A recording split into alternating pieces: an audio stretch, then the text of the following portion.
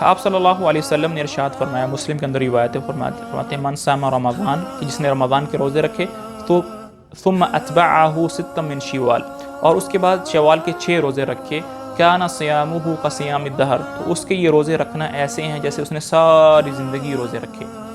تو رمضان کے بعد شوال کا مہینہ آتا ہے، اس کے اندر 6 روزے رکھنے ہوتے ہیں، جس سے یہ فضیلت مل سکتی ہے۔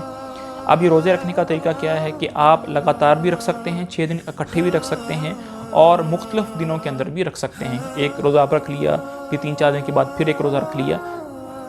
شوال کے شروع کے اندر بھی رکھ سکتے ہیں، شوال کے درمیان کے اندر بھی رکھ سکتے ہیں، اور شوال کے آخری دنوں کے اندر بھی رکھ سکتے ہیں۔